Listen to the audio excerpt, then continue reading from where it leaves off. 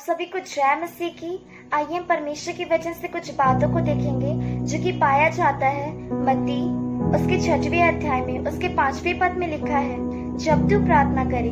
वहाँ पे ये नहीं लिखा कि जब तू प्रार्थना करना चाहते हो या फिर जब तुम्हारा प्रार्थना करने का मन हो, लेकिन लिखा है कि जब तू प्रार्थना करे, यानी कि परमेश्वर चाहता है कि आप प्रार्थना करें। क्योंकि एक मसीह होना मतलब एक प्रार्थना करने वाला व्यक्ति होना। अगर आप एक मसीह हैं और आपके जीवन में प्रे लाइफ नहीं है तो आप एक मसीह नहीं है। क्योंकि एक मसीह होना मतलब एक प्रार्थना करने वाला व्यक्ति होना। और एक प्रे लाइफ हमको ये बताती है कि हमारा रिश्ता, हमारा रिलेशन कितना मजबूत है परमेश्वर के साथ में। अगर जो व्यक्ति प्रार्थना नहीं करता और अपने आप को ये कहता है कि मैं एक मसीह हूँ, तो वो एक मसीह नहीं है।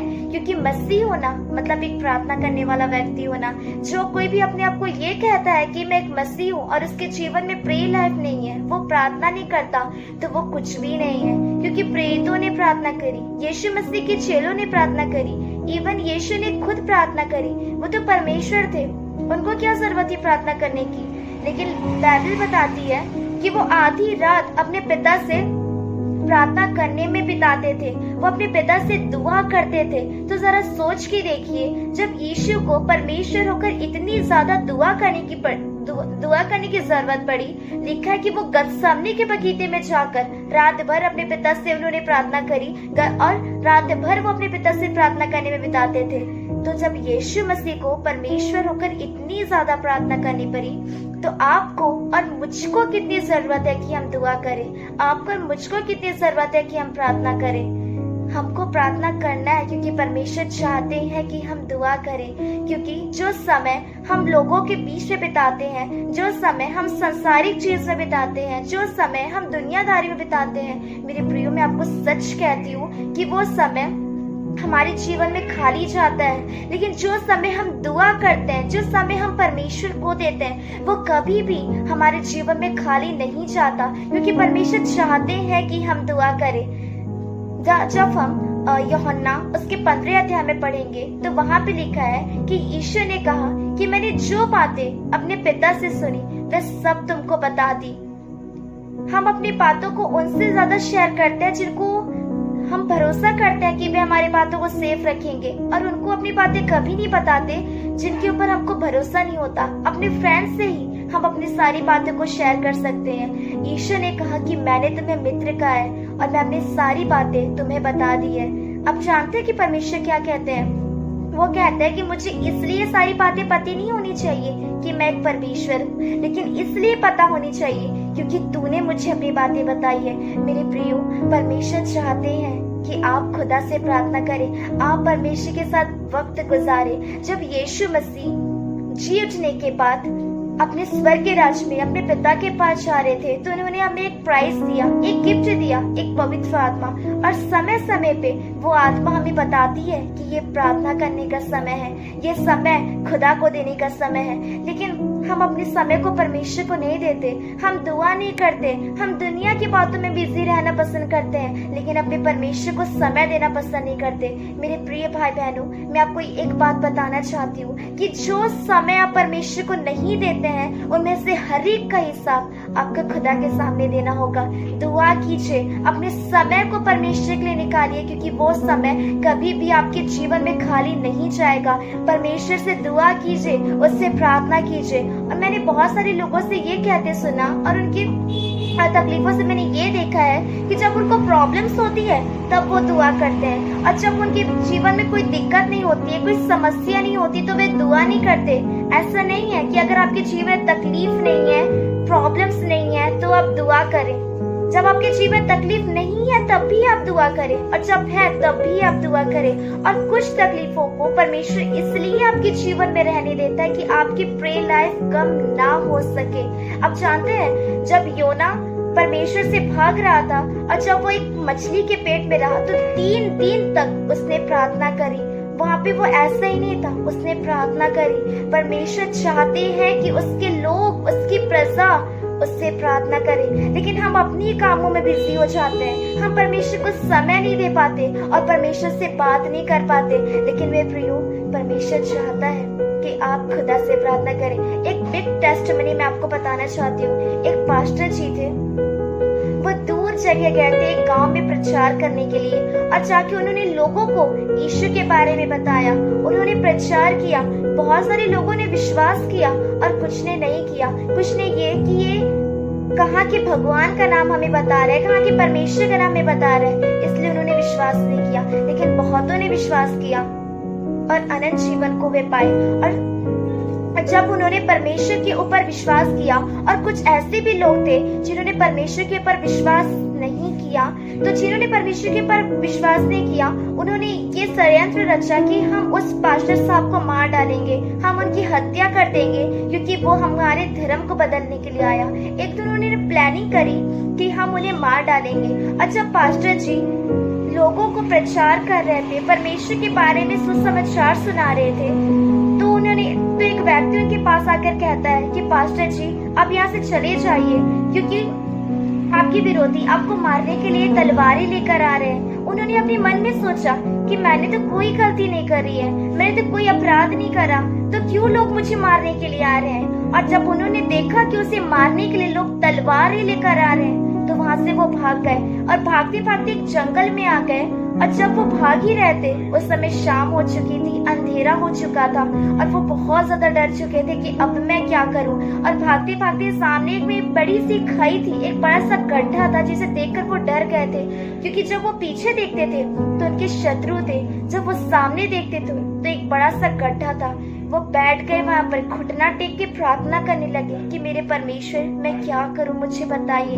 अगर आप चाहते हैं कि मैं आपके कामों को करूं तो मेरी सहायता कीजिए, मेरी मदद कीजिए। जब उन्होंने ऐसी प्रार्थना की और जब उन्होंने आँख खोला, तो मैं आपको सच बताना चाहती मेरे प्रियो कि वो अपने आप को उस गड्ढे से बाहर पाए। जब उन्होंने पीछे मुड़कर देखा तो उनके शत्रु थे, और पीछे देखा तो वो बड़ा सा गड्ढा था और वो दूसरे पार आ चुके थे। उन्होंने देखा, उन्होंने बहुत हैरानी फील करी कि ऐसा कैसे हो सकता है। फिर उन्होंने इस बात को जाना कि परमेश्वर का वचन कहता है कि मैं अपने दूतों को तेरे आगे भेजूंगा जो तेरे रास्ते को सुधारेगा। हाँ मेरे प्रियो, जब हम प्रार्थना में अपने जीवन को व्यतीत करते हैं, जब हम खुदा के साथ अपने रिलेशन को रखते हैं, तो वचन इस बात को बताता है कि मनुष्य मेरा कुछ नहीं कर सकता जब वो आसमान का खुदा मेरे साथ है। इस बात को आप जाने और रोजाना दुआ करें, रोजाना परमेश्वर के साथ अपने समय को व्यतीत करें, क्योंकि जब आप परमेश्वर को फर्स्ट प्लेस देंगे, पहला स्थान जब आप परमेश्वर को देते हैं, तो परमेश्वर भी आपको पहले स्थान पे रखता है। लेकिन जब आप संसारिक चीजों को पहले स्थान पे रखते हैं, परमेश्वर को थर्ड या फिर फोर्थ प्लेस पे रखते हैं, तो परमेश्वर भी आपको उसी स्थान पे रखेगा जो प्लेस आपने परमेश्वर को खुद दी है। इसलिए हमेशा प्रभु को पहले स्थान पे रखें, फर्स्ट प्लेस परमेश्वर को दीजिए, क्योंकि आपके जीवन से वो प्रथम स्थान को ही चाहता है। वो परमेश्वर आपसे प्रेम करता है और वो चाहता है कि उसके लोग उससे दुआ करें, वो चाहता है कि उसके लोग उससे प्रार्थना करें, वो चाहता है कि उसके लोग उसके साथ समय बिताएं। लेकिन बहुत सारी ऐसी बातें होती है कि आप परमेश्वर के साथ समय नहीं बिताते, आप दुनियादारी में समय बिताना ज्यादा पसंद करते हैं, लेकिन परमेश्वर के साथ अपना समय व्यतीत करना पसंद नहीं करते, उस परमेश्वर के साथ आप रहना पसंद नहीं करते मेरे प्रियो। लेकिन ये सही नहीं है, आपको अपना समय परमेश्वर के साथ बिताना है। मैं आपको ये नहीं कह रही हूँ कि अपना दिन भर का समय परमेश्वर को दीजिए,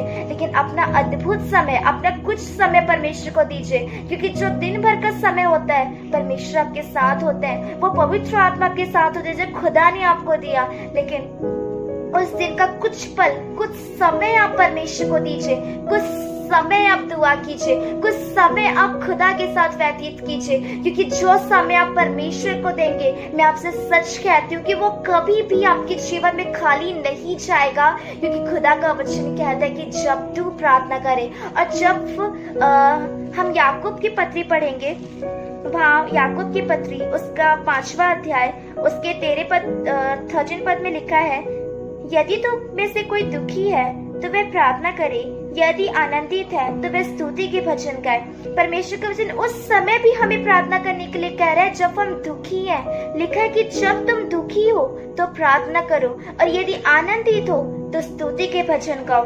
तो यदि तुम में से कोई रोगी है तो वे कलीसिया के प्राचीनों को बुलाए और वे प्रभु के नाम से उसके ऊपर तेल मलकर उसके लिए प्रार्थना करे, और विश्वास की प्रार्थना के द्वारा रोगी बच जाएगा और प्रभु उसको उठाकर खड़ा करेगा, और यदि उसने पाप भी किए होंगे तो उसकी भी क्षमा हो जाएगी। लिखा है कि विश्वास की प्रार्थना के द्वारा, एक धर्मी जन की प्रार्थना के द्वारा सब कुछ हो सकता है। मेरे प्रियो, अपना समय परमेश्वर को दीजिए, कुछ पल परमेश्वर को दीजिए, अपना आधा समय परमेश्वर के साथ व्यतीत करके देखिए और देखिए कि आपका समय कितना अच्छा होता है। जब आप सुबह उठते हैं, मॉर्निंग के समय आप परमेश्वर से प्रार्थना कीजिए। आपको पता है जब परमेश्वर ने आदम को जब अदन की वाटिका में रखा था, हर रोज खुदा उससे मिलने आया करता था। दिन के ठंडे समय में परमेश्वर आदम से मिलने आया करते थे। वो आज भी दिन के ठंडे समय में हमारे बीच में चलता फिरता है। वो देखता है इस बात को, मेरे लोग मुझसे दुआ करते हैं कि नहीं, मेरे लोग मुझसे प्रार्थना करते हैं कि नहीं, मेरे लोग मेरे साथ समय बिताते हैं कि नहीं। मेरे प्रियो, परमेश्वर से दुआ कीजिए। मेरे प्रियो, परमेश्वर के साथ अपने समय को बिताइए और इस बात को जाने कि हमारा परमेश्वर अद्भुत कार्य करने वाला प्रभु है। और इस बात को बताना चाहती हूँ कि जो समय हम खुदा को देते हैं, जो समय हम प्रार्थना करते हैं, वो कभी भी हमारे जीवन में खाली नहीं जाता है। और आगे वचन में लिखा हुआ है 17 अध्याय में, एलिया भी तो हमारे समान दुख सुख भोगी मनुष्य था, और उसने गिड़गिड़ा कर प्रार्थना की कि मेघ ना बरसे, और 350 वर्ष भूमि पर मेघ नहीं बरसा। फिर उसने प्रार्थना की तो आकाश से वर्षा हुई और भूमि फल फूलित हुई। एलिया ने भी प्रार्थना करी, और जब उसने प्रार्थना करी तो उसकी प्रार्थना सुनी गई। जो भी व्यक्ति, ऐसा नहीं है कि जब हम प्रार्थना करते हैं तो हमारी प्रार्थना परमेश्वर नहीं सुनता। मैं आपको बताना चाहती हूँ कि आपके प्रार्थनाओं को परमेश्वर कान लगाकर सुनता है। और बहुत सारे लोग ये कहते हैं कि हमने तो प्रार्थना की है, तो क्यों हमारे दुख सही नहीं हो रहे, क्यों हमारी तकलीफें नहीं जा रही है, क्यों हमारे दुख नहीं मिट रहे, क्यों हमारी परेशानियां खत्म नहीं हो रही है। मेरे प्रियो, मैं आपको बताना चाहती हूँ कि कुछ तकलीफों को और कुछ दुखों को परमेश्वर इसलिए आपके जीवन में रहने देता है कि आपकी प्रेयर लाइफ कम ना हो सके। आपको पता है, आयुब तब भी प्रार्थना करता था जब उसके पास सब चीज था। वो तब भी प्रार्थना करता था जब उसके पास हर चीज थी, जब उसके पास कोई कमी नहीं थी, तब भी वो दुआ करता था।